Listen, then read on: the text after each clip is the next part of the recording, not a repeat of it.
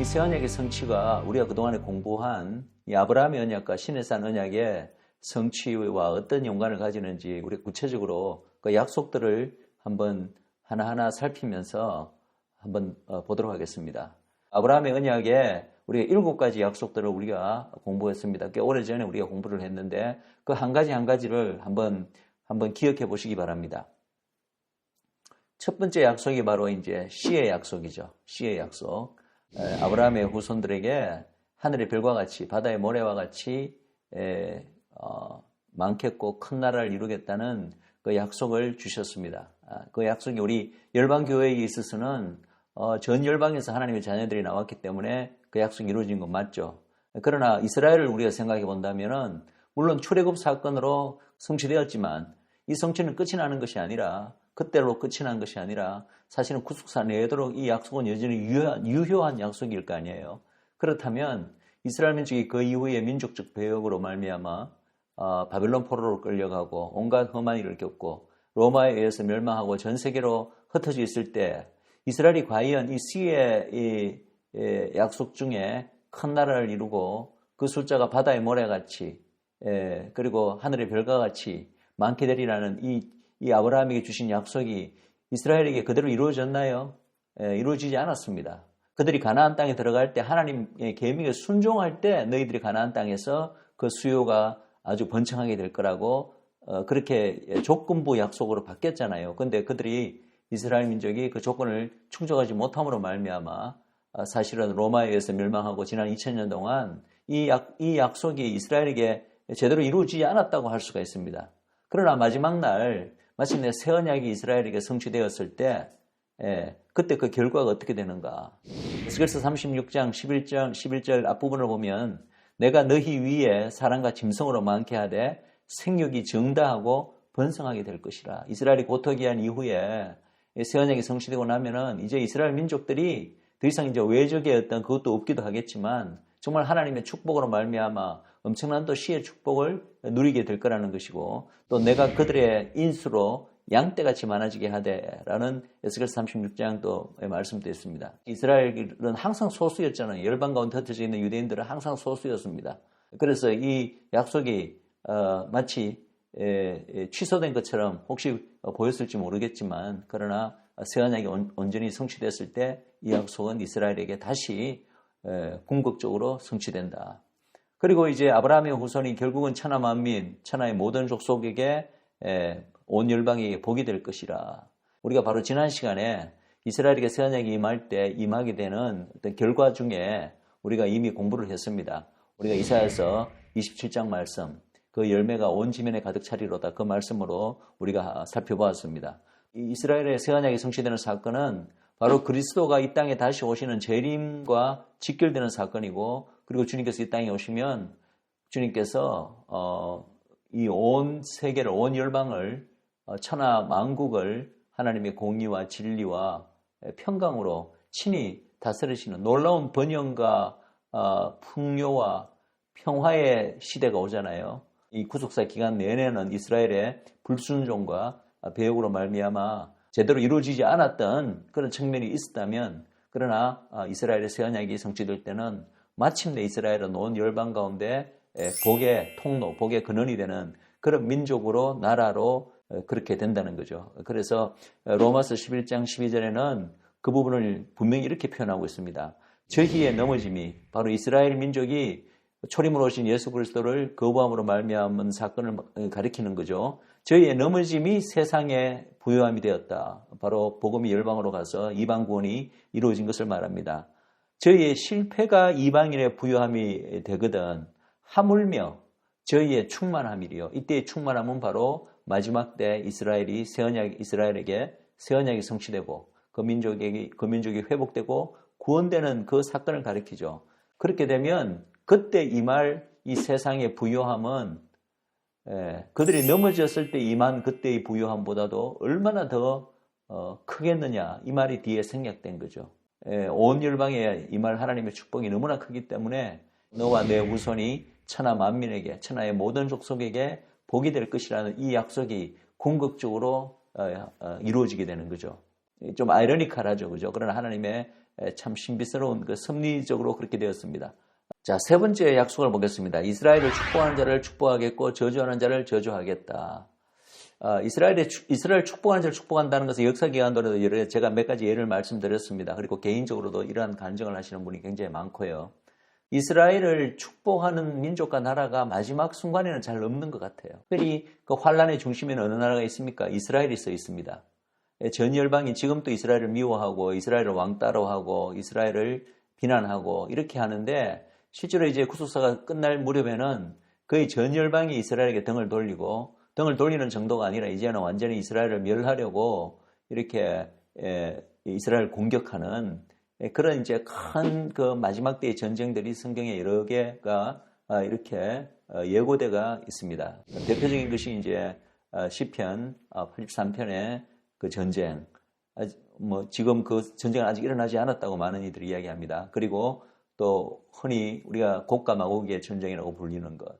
그리고 마지막 때에 이제 궁극적으로 오게 될 바로 아마겟돈 전쟁을 말합니다. 그때는 온 열방이 정말 이스라엘을 치러 오는 거죠. 특별히 이제 스가랴서 12장 우리가 몇 번 그 앞에도 다뤘지만 이 스가랴서 12장은 바로 마지막 날에 온 열국들이 예루살렘을 치러 이제 모여드는 그런 상황입니다. 이스라엘이 회개하고 하늘을 향하여 하나님의 도우심을 부르짖는 어떤 그런 부르짖음이 있을 것이고 우리가 믿기로 그 부르짖음이 바로 예수 그리스도를 그들 민족이 마침내 인정하고 그분을 부르는 마태복음 23장 39절에 바로카바 베시엠 아도나이 그와 연관되어 있다고 우리가 이야기할 수 있습니다. 어쨌든 그런 어떤 파국적인 마지막 때의 이 파국적인 상황에서 마침내 주님의 재림이 이루어지고 재림하신 주님께서 예루살렘을 치러 오는 열국을 그날에 내가 멸하기를 힘쓰겠다고 스가랴서 12장에 선포하고 계십니다. 이것이 바로 결국은 이스라엘을 공격하는 자, 이스라엘을 쳐들어오는 그 공격하는 자를 내가 저주하는 자를 저주하겠다는 이 하나님의 말씀이 결국은 또 이루어지는 거죠.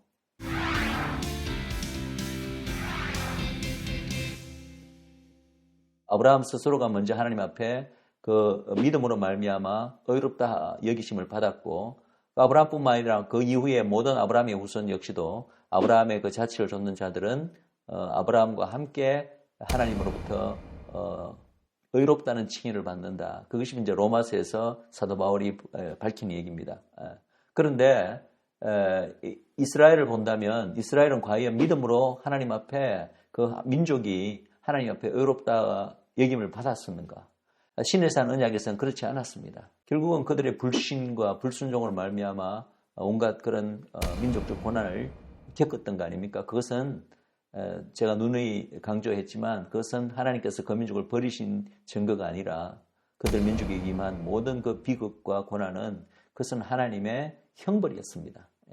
그래서 언약을 파기하고 그들을 버리는 것과 그들 민족에 임한 형벌을 구분해야 된다고 제가 누누이 말씀했습니다. 그러나 마지막에 이제 새 언약이 이스라엘에게 온전히 이제 성취되었을 때는 어떻게 되는가? 이사야서 60장 21절은 이렇게 이야기하고 있습니다. 내 백성이 다 의롭게 된다. 나의 영광을 나타낼 것이다. 이스라엘 민족 전체가 다 의롭게 된다는 거죠. 왜 그렇죠? 이 민족 전체가 믿음으로 의롭게 된다는 약속은 처음부터 마지막까지 그거는 변치 않는 하나님의 약속이고 성경의 구원에 관련된 핵심 원리입니다. 마지막에 이스라엘이 다 의롭게 되는 것이 믿음하고 상관없이 의롭게 되겠습니까?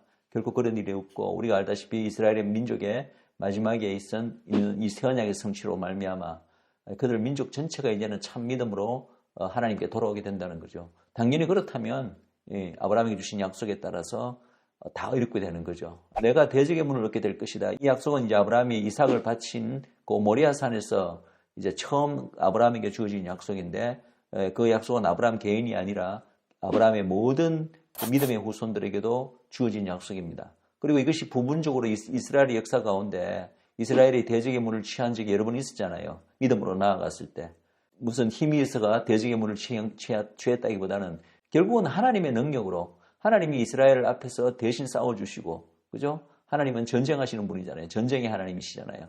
가나안 정복 전쟁 자체가 사실은 하나님께서 대신 싸워주신 것이고, 그죠? 이스라엘이 대적의 문을 얻었던 예가 되고, 그 이후에도 이스라엘의 역사에 보면은 하나님 앞에 회개하고 온전한 순종으로 나아갔을 때 이스라엘이 말도 안 되는 그 대적과는 항상 이 병력의 차이가 있었음에도 불구하고 말도 안 되는 그런 초자연적인 승리를 거둔 이야기들이 사사기에서도 계속 되풀이되는 어떤 하나의 패턴이고, 그리고 남북 왕조 시절에도 몇몇 그러한 사건들이 있었던 것을 우리가 압니다.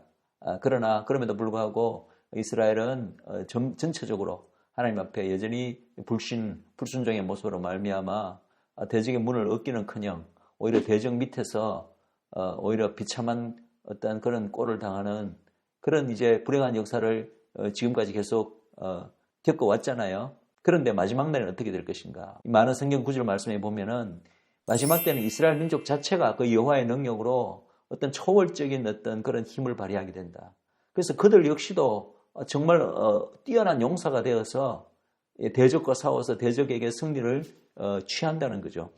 스가랴서 12장 바로 이제 마지막 아마겟돈 상황인데 이렇게 되어 있습니다. 그날에 내가 유다 두목들로 나무 가운데 화로 같게 하며 곡식당 사이에 횃불 같게 만들겠다 하리니 그들이 그 좌우에 애워싼 모든 국민을 살을 것이요. 이때 애워싼 모든 국민은 바로 다 이스라엘을 멸하려고 쳐들어오는 국민을 말하는 거예요. 그 위에 이야기를 보면은 그들이 힘을 합쳐 예루살렘을 멸하겠다고 혹은 예루살렘을 차지하겠다고 쳐들어오는 그 나라들을 말한 것입니다. 근데 여기에 보면은 그 대적들이잖아요. 사실 이스라엘에 대해서는. 그러나 유다 도목들로 이 표현되는 그 이스라엘의 어떤 그 장수들에게 하나님께서 초자연적인 하나님의 능력을 부어주시사 그들이 결국은 대적의 문을 취하게 된다는 거죠. 또 스가랴서 10장 그 3절 뒷부분과 5절에 이런 말씀이 있습니다.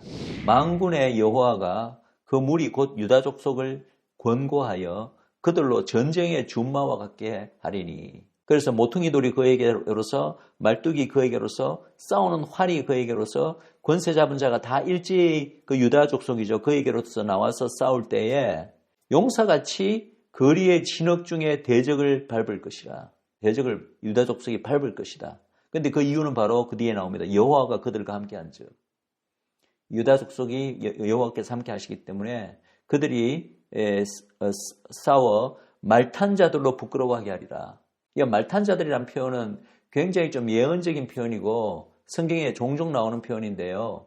이 대부분은 적그리스도적인 어떤 존재 혹은 적그리스도적인 존재의 영향을 받은 자들을 표현할 때 말탄 자들이라고 표현합니다. 이것이 궁극적으로 나타나는 어떤 그런 상징은 이 요한계시록에 보면 흰말을 탄 그 어떤 존재가 나옵니다. 이 흰말을 탄 자가 사실은 어떤 적그리스도적인 존재를 나타낸다고 많은 이 연구자들은 그렇게 이야기를 합니다. 그런데 그 계시록에만 나올 뿐만 아니라 이 말탄 자들이라는 이 표현은 홍해에서 다 수몰당한 바로와 그의 군대를 또 말탄 자들로 성경은 계속 표현하고 있거든요. 그래서 창세기 3장 15절에 뱀의 후손에 해당되는 그런 적그리스도의 영을 가진 자들이라고 제가 이미 여자의 후손 언약 공부할 때 말씀을 드렸습니다. 그래서 바로 이 말탄 자들로 표현되는 이스라엘에 대한 궁극적인 그 대적에 대한 승리가 마지막 때 이스라엘에게 결국은 주어질 것을 스가랴서는 분명히 밝히고 있습니다.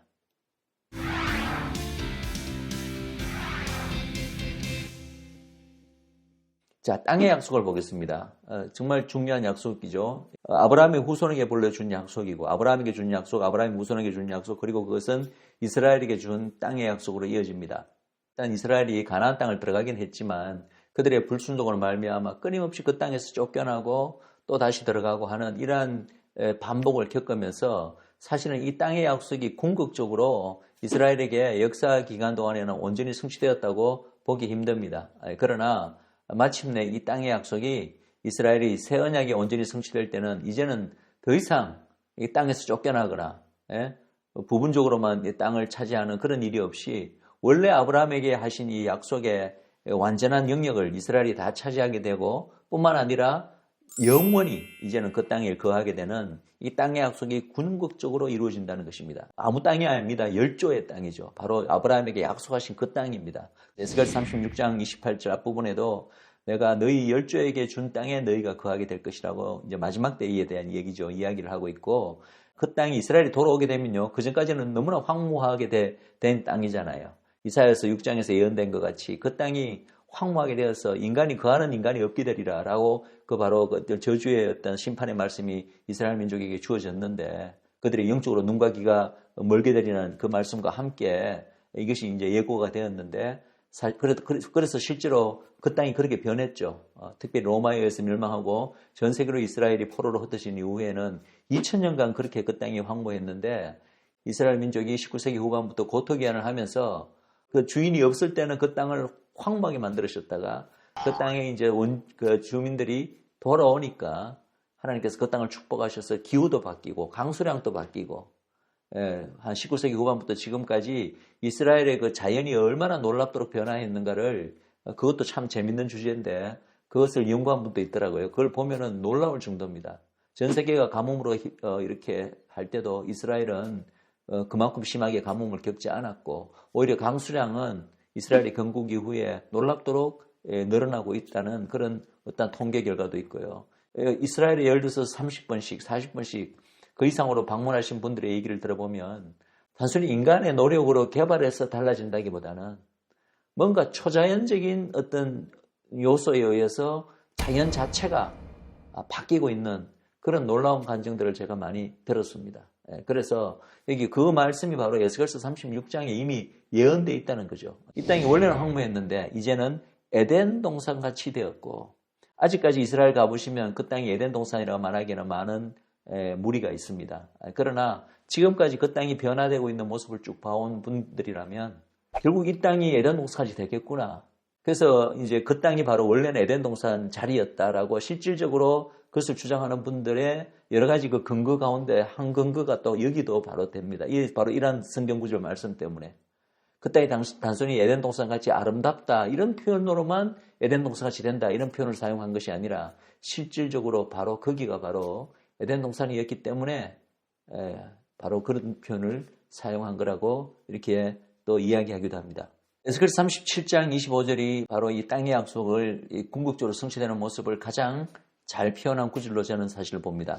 내가 내 종 야곱에게 준 땅, 곧 그 열조가 거하던 땅에 그들이 거하되 그들과 그 자자손손이 영원히 거기 거할 것이요 내 종 다윗이 영원히 그 왕이 되리라. 이것은 마지막 때 예언이거든요. 이스라엘에게 새 언약이 온전히 성취되었을 때 일어나는 일이에요. 재림하신 주님께서 다윗 왕이라고 표현되어 있죠. 그들 가운데 성소가 있고 거기서 바로 그들과 함께 영원히 거한다는 거죠. 물론 우리 열방도 전체가 다 그때는 그분이 직친이 다스리는 하나님의 나라가 되기 때문에 단지 그 이스라엘 그죠 그 땅은 바로 마지막 때 임할 전체 하나님 나라의 어떤 중심지 역할을 하는 거죠. 하나님의 백성들이 뭐 영적인 교제만 나누는 게 성령님을 통해서 지금처럼 영적인 교제만 그분과 나누는 게 아니라 실질적으로 예루살렘에 가면은 그분을 눈으로 볼 수 있고 진짜 만질 수도 있고 그분과 포옹할 수도 있고 운이 좋으면 그분과 손잡고 댄스할 수도 있고 그죠? 식사 파티에도 참석할 수 있고 얼마나 놀랍습니까? 그런 어떤 상태라가 된다는 거죠. 그런데 어쨌든 그때 바로 이스라엘 민족은 결국은 그들 약속 열조에게 아브라함부터 약속된 그 땅에 다 돌아와서 거하게 된다는 것입니다. 이사야서 60장 21절입니다. 내 백성이 영영이 땅을 차지하리니 이 영영이란 표현 우리가 유의해야 되는 표현입니다. 그들은 나의 심은 가지요 나의 손으로 만든 것으로서 나의 영광을 나타낼 것인즉. 그리고 에스겔서 39장 28절에 이거는 우리 잘 알려진 구절이죠. 전 유대인들이 반은 이방에 있습니다. 그러나 그때가 되면 이방에 한 명도 남기지 않겠다라는 약속의 말씀이 여기 주어져 있습니다. 전에는 내가 그들로 사로잡혀 열국에 이르게 하였거니와 후에는 내가 그들을 모아 고토로 돌아오게 하고 결국은 그 한 사람도 이방에 남기지 아니하리니 그들이 나를 여호와 자기들의 하나님인 줄 알리라. 한 사람도 이방에 남기지 아니하게 되는 이 시점이 어느 때일까라고 이제 그 부분에 대해서는 여러 사람들의 좀 다른 의견들이 있습니다. 그것이 과연 예수님 이스라엘 새 언약이 성취되고 그 다음에 예수님 재림 후에 그분이 친히 다스리시는 그 메시아가 왕국 때 이 일이 일어날 것인가? 아니면 주님 재림 전에 이미 지금 진행되고 있는 이 유대인 알리야가 계속되어서 주님 재림 전에 이방에 한 사람도 남기지 않고 유대인들이 돌아가야 그때 이제 주님이 재림하실 것인가? 여기에 대한 몇 가지 다른 의견이 있지만은 저는 전자라고 개인적으로 믿고 있습니다. 앞으로도 뭐 이거 밝힐 기회가 있겠지만 저는 이 천년왕국에 대해서 전천년, 무천년 그리고 후천년설에 이 세 가지 다른 신학적인 입장이 있는데 저는 이제 전천년설을 믿고 제가 지금 강의하고 있는 모든 내용들은 사실은 그 입장에 기반한 것입니다.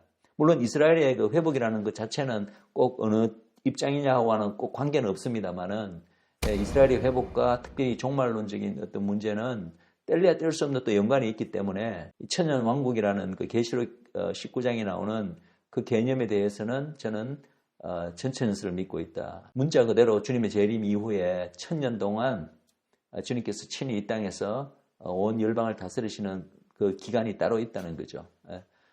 그리고 그 이후에 이제 새하늘 새 땅 그리고 새 예루살렘 성이 하늘로부터 내려오는 그런 영원한 천국이 시작된다.